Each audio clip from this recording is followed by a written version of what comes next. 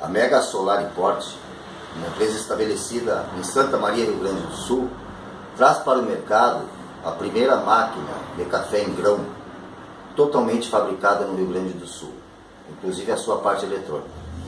Esta máquina, ela moe seu café no momento que você tirar. Ela tem 12 bebidas, um projeto totalmente de engenheiros gaúchos, e o detalhe, ela é contemplada pelo BNDES em 48 vezes. A prestação vai estimar em torno de R$ 235. Com 1,5 kg de café em grão, você paga a prestação e o resto é lucro.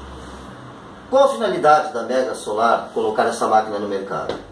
Em função da crise que nós passamos, o fator preponderante de sobrevivência das empresas será o custo. Esta máquina, ela evita que você tenha um custo adicional de um funcionário para fazer o seu café expresso na cafeteria normal.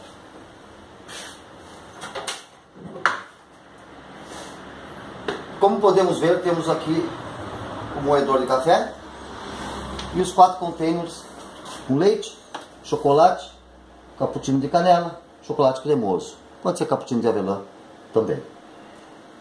Esta máquina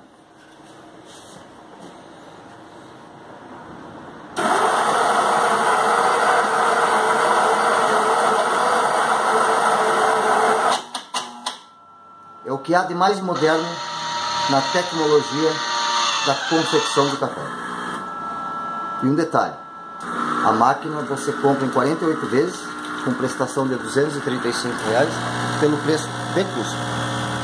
A Mega Solar Import assume a manutenção e o fornecimento de insumos.